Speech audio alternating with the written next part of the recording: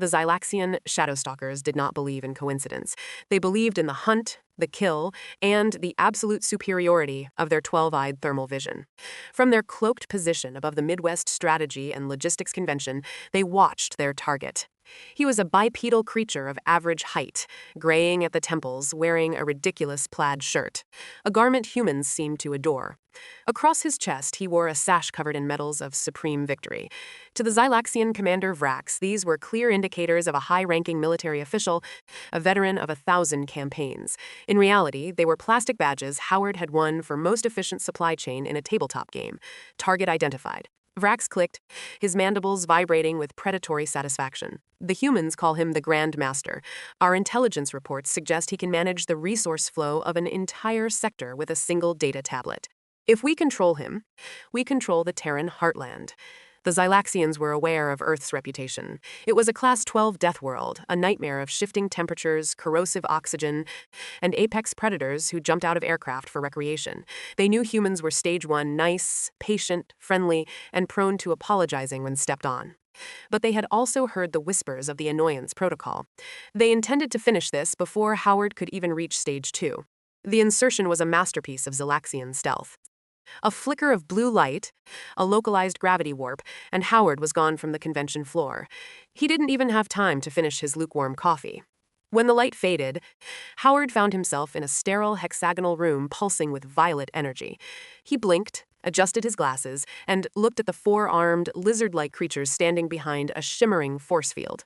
Vrax stepped forward, his ceremonial armor gleaming. "Human Grand Master," Vrax hissed through a translation matrix, "you are now a guest of the Zylaxian Empire. Your strategic mind belongs to us. Provide us with your logistical codes or face the consequences." Howard didn't scream. He didn't beg. He didn't even look scared. He slowly reached into his pocket, pulled out a small microfiber cloth, and began cleaning his glasses. He took a slow breath through his nose, the kind of breath that usually preceded a very long meeting about budget cuts. "Listen," Howard said, his voice quiet and dangerously calm.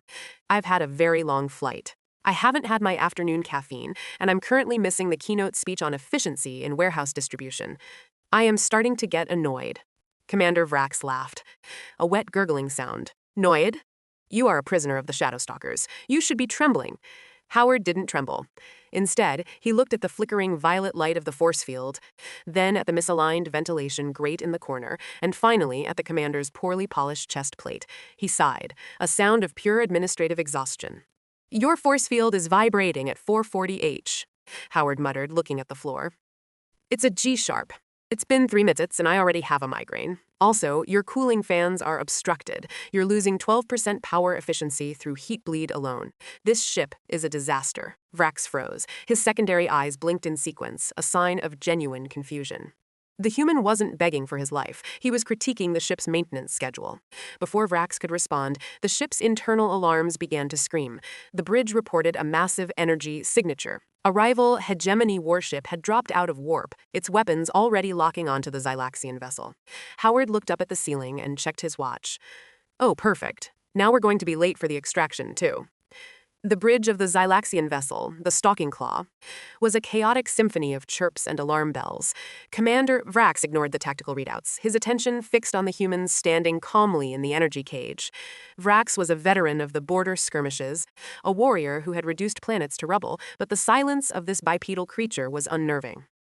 "Grandmaster!" Vrax roared, his 4 eyes dilating as he slammed a clawed hand against the console. "The Hegemony dreadnought has locked its primary cannons. If you do not provide the logistical bypass codes for the Terran defense grid, we will all be vaporized." Howard didn't look at the tactical display showing the 3. He's an alum long enemy ship.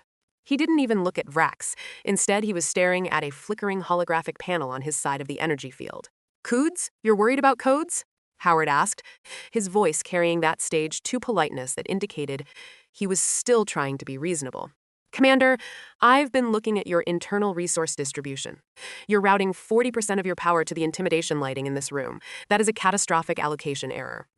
Vrax blinked. "What?" "Intimidation. It is the Zylaxian way. It projects dominance. It projects incompetence," Howard countered, finally making eye contact. "If you diverted that energy into your forward shield harmonics, you could deflect the Hegemony's initial volley, but instead, you're using it to make the walls pulse violet." It's inefficient, it's garish, and honestly, the refresh rate is giving me a migraine. You're lucky I'm only at annoyed and haven't reached completely fed up yet.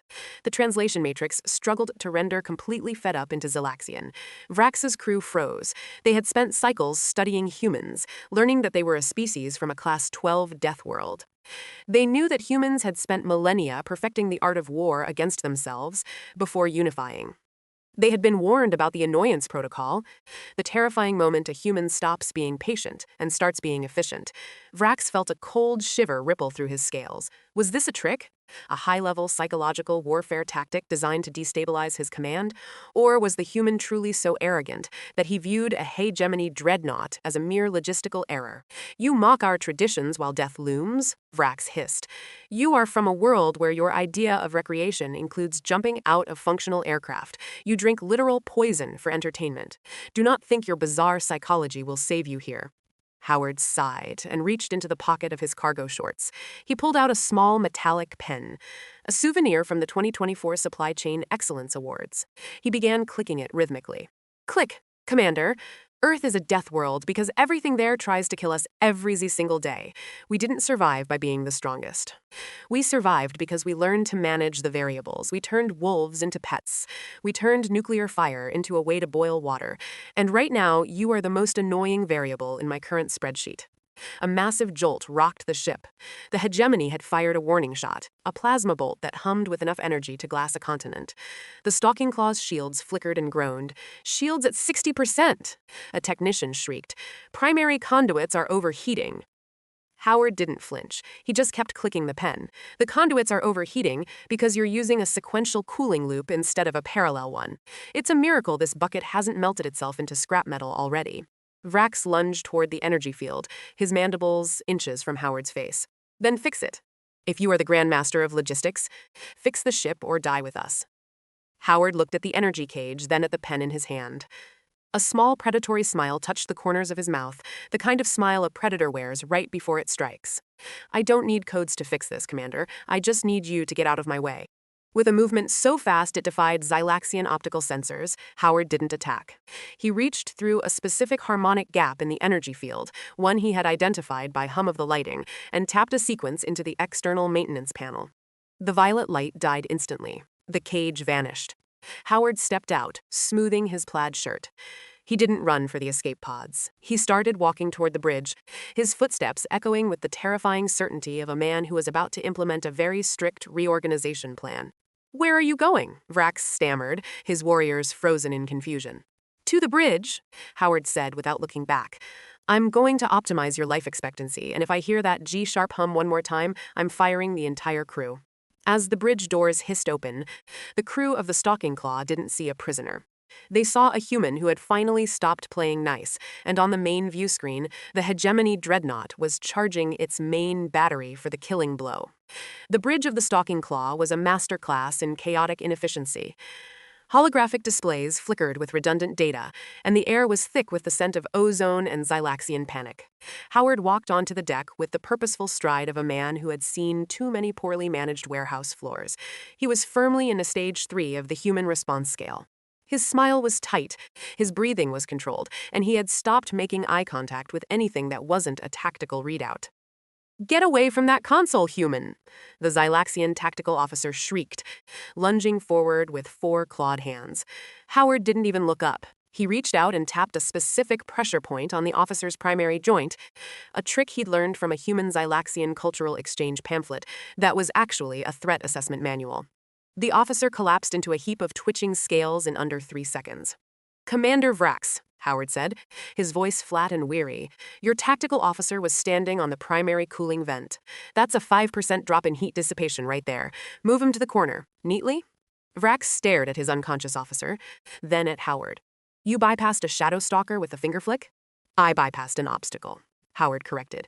He stood before the main tactical station. Now listen, the Hegemony ship is charging a focused plasma beam. Your current shield configuration is a standard static shell. It's like trying to stop a bullet with a sheet of paper. We need to implement a predictive harmonic cycle.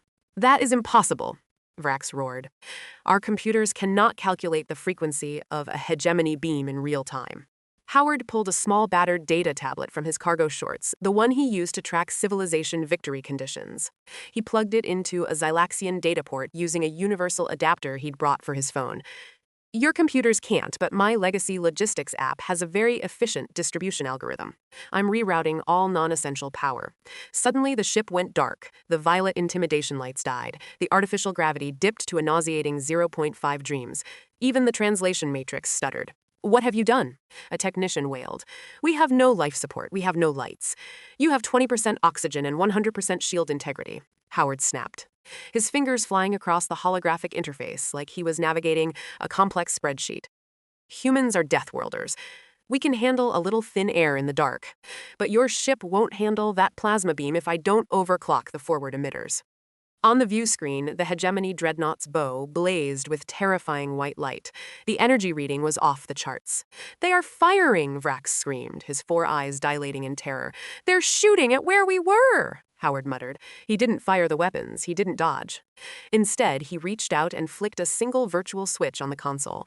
I've synchronized the shield refresh rate to the Hegemony's firing frequency. It's basic resource management. Why use energy to block the whole beam when you can just block the parts that hit you? The plasbeam struck. For the Zylaxians, it should have been the end. A supernova-level event condensed into a single point of impact. The ship groaned, metal screaming against the sheer force of the attack. But instead of vaporizing, the stalking claw seemed to shiver. The beam didn't penetrate. It slid off the shields like water off a polished hull, redirected into a harmless dispersal pattern. Silence fell over the bridge. Howard checked his watch and sighed. 11. 2 seconds of engagement. My coffee is officially cold. Vrax looked at the tactical display. The ship was intact. The shields were at 98%. You optimized a static shield into a refractive mirror. In the time it takes to blink? I hate wasting energy, Howard said, finally turning to face the commander. But now the Hegemony is going to be really annoyed that they missed. And unlike me, they don't have a stage 1 for being nice. Before Vrax could respond, the Hegemony ship began to move. It wasn't charging its guns again. It was launching thousands of boarding pods, a swarm of steel needles aimed directly at the stalking claw's hull. They are boarding us, Vrax shrieked. We are 300 warriors against 10,000. Howard looked at the misaligned ventilation grate he'd noticed earlier. A cold, professional glint entered his eyes. Commander, do you have any hot sauce in your galley? The kind humans aren't supposed to have? The Hegemony boarding pods struck the hull of the stalking claw with the rhythmic, bone-shaking thud of a death march. Commander Vrax's 4 eyes darted frantically between the breach warnings and Howard, who was currently sniffing a bottle of liquid hellfire retrieved by a terrified technician. Human, the Hegemony warriors are genetically engineered for slaughter. Vrax hissed, his mandibles clicking in a frantic, desperate rhythm. They have exoskeletons that shrug off plasma fire. Your hot sauce will do nothing. Howard didn't look up. He was busy pouring the viscous red liquid into the primary coolant intake of the misaligned ventilation system he'd spotted earlier. Vrax, you see a condiment. I see a high-concentration aerosolized neurotoxin for anyone with non-death world sinus cavities. Howard replied, his voice flat. The first Hegemony breach occurred on deck 4. The bulkhead exploded, and 10 feet tall, scale-covered monstrosities surged into the corridor, weapons raised. They were prepared for Zylaxian resistance. They were not prepared for the air itself to become a weapon. Howard tapped a command into his data tablet, and the ship's fans, now optimized for maximum air displacement, began to scream. Within seconds, the liquid hellfire was vaporized and pumped through every corridor of the ship. Across the ship, the audio pickups recorded a sound the Zylaxians had never heard from the Hegemony. Coughing, then retching, then the sound of 900 LB warriors dropping their weapons to claw at their own eyes. What is happening? Vrax gasped, his own breathing filtered through the bridge's independent life support system. Capsaicin, Howard said, checking his watch again. On Earth, we put this on chicken wings for fun. For species that evolved on a world with gentle breezes and stable climates, it's effectively mustard gas. The Hegemony's elite boarding party, a force that had conquered 17 civilizations, was currently incapacitated by a condiment. Howard stepped over to the tactical console, his expression shifting from annoyed to actively managing a crisis. They're docking their main ship for a second wave. Howard noted, his eyes scanning the Hegemony's formation. They're using a standard circle of dominance formation. It's a classic military posture. Arrogant, predictable, and mathematically offensive. Vrax watched as Howard's fingers flew across the holographic interface, bypassing encryption protocols that had baffled Zylaxian intelligence for decades. "You are not just a grandmaster of logistics," Vrax whispered. "A new kind of fear, respect, taking hold. You are a monster." Howard didn't flinch. "I'm a van who wants to go home, Vrax. I've survived Earth's extreme weather, its predators, and its nuclear-armed primates. Your hegemony rivals are just another set of inefficient variables in a very messy spreadsheet." He leaned forward, his gaze hardening like compressed neutronium. "They want a war? Fine. I'll give them a demonstration of what happens when you mistake a human's patience for weakness." On the main view screen, the Hegemony dreadnought loomed large, its boarding arms extending like the claws of a predator. Howard didn't raise the shields this time, he opened the hangar doors. "Commander," Howard said, his voice dropping to a theatrical whisper, "do you know what humans do for recreation? We jump out of functional aircraft. Now imagine what we do when we're actually trying to win." He hit a final sequence on the console. The stalking claw didn't retreat. It lunged forward, aimed directly at the center of the dreadnought's primary docking bay. The stalking claw lunged toward the Hegemony dreadnought like a guided missile. But Howard wasn't planning a collision. He was executing a resource consolidation. Commander Vrax watched as the human's hands moved across the tactical interface with the clinical detachment of someone performing a routine audit. To the Zylaxians, warfare was a matter of honor and overwhelming force. To Howard, it was just a series of variables in logistics that needed to be balanced. "What are you doing?" Vrax shrieked as the stalking claw breached the dreadnought's docking bay atmosphere at an impossible angle. "You've lowered our offensive cannons." "I don't need cannons to dismantle a poorly structured system," Howard replied, his voice quiet and dangerously calm. "I'm using your tractor beams to pulse the dreadnought's own docking clamps. It's called tactical prescience. I'm making their own ship's hardware believe we're an authorized repair shuttle." On the main view screen, the Hegemony's 3000 warship began to suffer a systemic seizure. Weapons arrays jammed, engines shut down, shield generators flared and died as Howard's legacy logistics app systematically identified every fallback position and countermeasure, removing each one before the Hegemony could even think to activate them. It wasn't a battle, it was a demonstration that resistance was literally impossible. Howard checked his watch.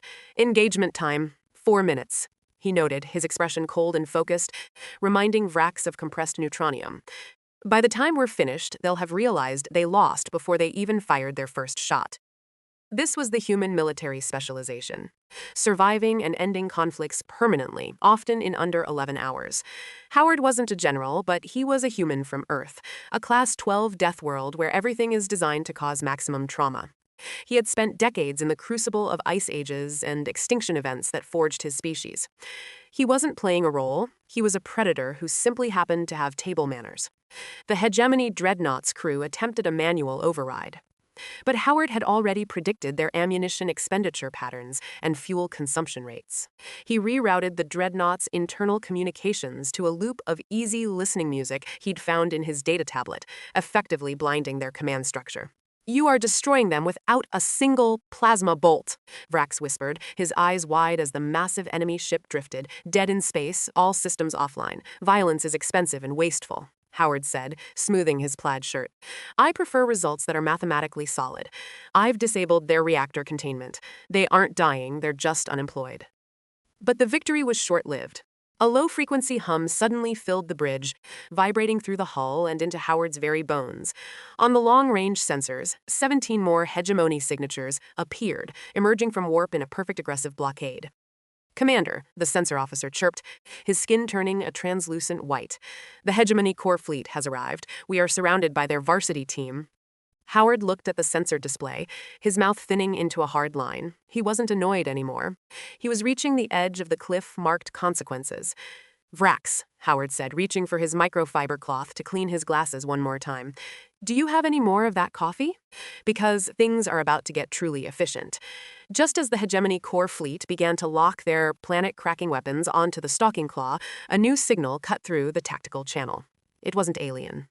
It was a calm, professional human voice broadcasting on an educational frequency. Attentions, Zylaxian and Hegemony vessels. This is the Terran Defense Force varsity team. We've been monitoring this training exercise. The Zylaxian bridge fell into a new kind of silence as the Terran flagship, the Relentless, loomed over the sector with the weight of an apex predator that had finally decided to stop watching from the shadows. Commander Vrax's technicians frantically scanned the human data streams, hoping to find a strategic weakness. Instead, they stumbled upon an open-source broadcast network that made their primary sensory stalks go rigid with existential dread. It wasn't a classified military network. It was a live global leaderboard for the very tactical software Howard had been using to dismantle their fleet. Vrax stared at the holographic display, his eye clusters dilating as he found Howard's designation, Logistics Lord 52.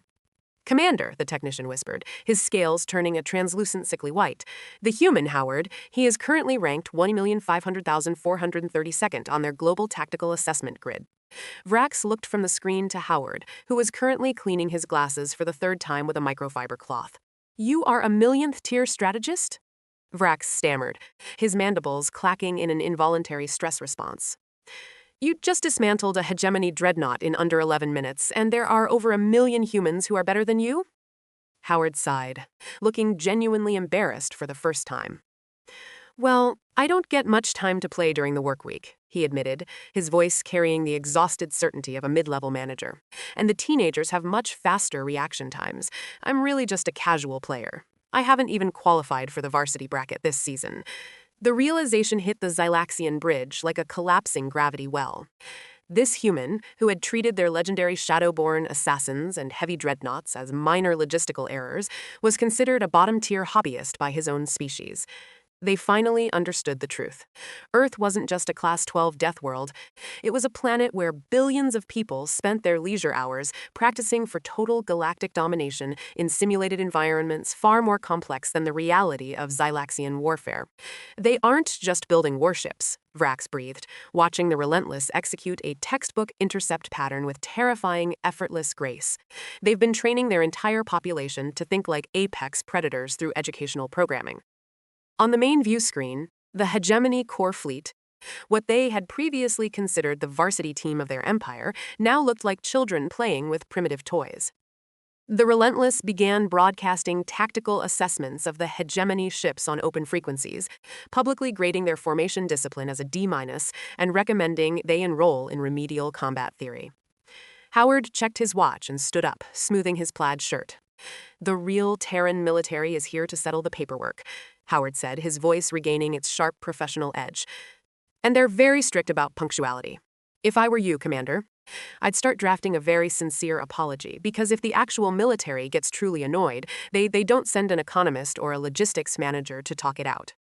Suddenly, the Hegemony flagship, the Invictus, sent a desperate, unencrypted transmission.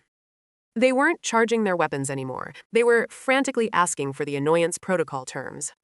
The hangar doors of the Stalking Claw hissed open with a sound like escaping steam, but this time it wasn't a boarding scales-covered monstrosities. Instead, a sleek white Terran diplomatic shuttle glided into the bay with practiced military precision. Admiral Patricia Okafor stepped out, her professional gaze radiating the kind of controlled danger that comes from decades of service on the edge of the galaxy. She didn't look at the trembling Zylaxian guards who had dropped their weapons. She looked directly at Howard, who was currently standing by a crate of liquid hellfire and holding a data tablet with a look of extreme administrative fatigue. Howard, she said, her voice a mix of official authority and weary amusement. The Terran Federation has been tracking your signal for the last 3 hours. Are you unharmed? Howard slowly clicked his pen one last time and tucked it into the pocket of his plaid shirt. He didn't look like a war hero. He looked like a man who had spent his entire vacation fixing someone else's mistake. I'm fine, Admiral, Howard replied, checking his watch with a sharp, synchronized motion. But I have missed my connecting flight to the logistics summit. My coffee is officially cold, and I've had to reorganize the ship's entire tactical grid just to prevent a total reactor meltdown. I am actually getting annoyed now. The Zylaxian crew, including Commander Vrax, visibly flinched at the word annoyed. They had witnessed what Howard did when he was merely mildly bothered. The annoyance protocol was no longer a theoretical briefing. It was a looming promise of creative disassembly that had already silenced a Hegemony dreadnought. Okafor turned her attention to Commander Vrax, Her features arranged in that particular expression. Humans wore when they were being very polite right before they started shooting. Commander Vrax, I assume there is a perfectly logical explanation for why your Shadowstalkers kidnapped a senior logistics consultant from a neutral trade gathering. Vrax's mandibles clicked frantically, his eye stalks drooping sheepishly. A misunderstanding. We believed he was a high-level tactical grandmaster. Our reconnaissance saw the medals of valor on his chest. Those are for excellence in supply chain synchronization, Commander. Howard interjected, his voice flat.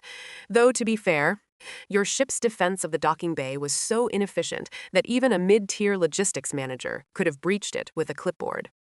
Okafor nodded toward the main view screen, where the Hegemony core fleet was currently drifting in a state of electronic paralysis. The Hegemony flagship has already signed a full unconditional surrender to our varsity team. They've agreed to pay for Howard's missed travel, a fresh cup of premium coffee, and the replacement of all internal systems Howard optimized during his stay. As for the Zylaxian Empire, she paused, letting the weight of the moment settle over the bridge. We're filing a report with the Galactic Council regarding your failure to properly scan acquired cargo. In this case, a human citizen. You will be fined, and your crew is scheduled for mandatory species identification training. We don't want you making this mistake with a human again. It's too expensive. Howard walked toward the shuttle, pausing only to hand his data tablet to a stunned Zylaxian technician. I've updated your cooling algorithms, Howard said, smoothing his shirt. If you don't implement them, the ship will likely stall within 2 parsecs. And for the sake of the galaxy, please fix that G-sharp hum in the lighting. It's unprofessional. As Howard stepped onto the shuttle, the Zylaxian crew watched with a sense of profound relief that felt like a weight lifting from their shoulders. They had survived a brush with Earth's patience, but they knew the story of Logistics Lord 52 would haunt their tactical schools for centuries. However, just as the shuttle's airlock began to close, Admiral Okafor received a priority alert on her own data pad. Her expression went from professional to deathly serious. Howard, she said, her voice dropping to a low, dangerous tone, don't get comfortable. It seems the Hegemony's varsity team wasn't actually their core fleet. They just signaled their final containment site. They're waking up something from Earth's own history that we haven't seen in 8,000 years. The holographic display on Admiral Okafor's shuttle didn't just show a fleet, it showed a puncture in reality. The Hegemony, driven to a state of absolute existential panic by Howard's logistics demonstration, had activated an ancient, forbidden beacon buried deep within the crust of Earth's moon. A site the Zylaxians hadn't even known was a containment facility. It was a Titans-class containment site, housing an entity that hadn't seen the service of the stars in 8,000 years. They've released a southern void dragon, Okafor whispered, her voice tight as the sensor readings on her tablet spiked into the red. It's a biological entity that exists partially outside normal spacetime. It doesn't destroy ships. It convinces atoms they no longer want to maintain molecular bonds. On the Stalking Claw's main view screen, a creature of iridescent scales, stretching nearly 2 kilometers in length, emerged from a fold in the void. Its wings, the size of battlecruisers, unfurled with a terrible fluid grace that defied every known law of physics. The Hegemony fleet, the very people who had summoned it, began to unmake. Their hulls didn't explode, they simply became less real, vaporizing into constituent atoms and scattering across the sector like cosmic dust. It's a localized breakdown in fundamental physical laws. The Zylaxian technician wailed, his eyes wide with primal fear. We are all going to be converted into ionized particles. Howard, however, didn't recoil in fear. He adjusted his glasses, leaned over Admiral Okafor's shoulder, and studied the energy signatures. He looked like a man looking at a particularly stubborn inventory discrepancy. Admiral, give me the frequency of the containment field they breached. Howard said, his voice regaining that sharp professional edge. This isn't a god. It's a high-maintenance biological asset with a very specific containment protocol. The Hegemony didn't release it. They just broke the Do Not Disturb sign on its cage. Howard, that thing is vaporizing dreadnoughts. Okafor snapped. Because they're trying to fight it with honor and overwhelming force. Howard countered, tapping into the shuttle's tactical array. You don't fight a void dragon. You re-establish its resource boundaries. It's basic logistics. If you provide a more stable energy pocket for it to inhabit, it will naturally migrate back to a state of dormancy. Under Howard's direction, the Terran varsity team didn't fire a single plasma bolt. Instead, they deployed a series of automated agricultural drones, devices Howard had optimized during his earlier boredom, to project a precise mathematical lattice of energy. It was a positive-sum cooperation model applied to a cosmic horror. The dragon paused. Its eyes, each the size of a transport shuttle, focused on the energy pocket Howard had created. It was a perfect efficient environment, a mathematically solid space that satisfied its biological imperatives. With a sound that transmitted through the vacuum as a low-frequency hum, the creature folded back into the void, retreating into its containment site, as if it had simply been a traveler finding a more comfortable hotel room. The sector went silent. The Hegemony and Zylaxian fleets sat in a state of stunned electronic paralysis. A human logistics manager had just filed away a nightmare through sheer accounting and probability matrices. Engagement time, 9 minutes, Howard noted, smoothing his plaid shirt and checking his watch. The creature is back in its pine box. Now, if there are no more interruptions, I believe there's a fresh cup of coffee waiting for me on the Relentless. 3 cycles later, the Howard Non-Aggression Pact was signed by 47 different species. It wasn't a military treaty. It was a promise that nobody would ever annoy a human again. The galaxy had learned the final terrifying truth. The real power of humanity wasn't their warships or their titans. It was their absolute annoying certainty that they could calculate a better way forward, and their perfect willingness to either teach it or enforce it, depending on the situation. As the Relentless jumped back into faster-than-light travel, Howard sat in the Admiral's lounge, finally sipping a hot cup of premium coffee. He looked out at the stars, a small, tired smile on his face. "Admiral," Howard said quietly, "the Zylaxians were right about one thing. We really are apex predators. We just happen to have very, very strict table manners."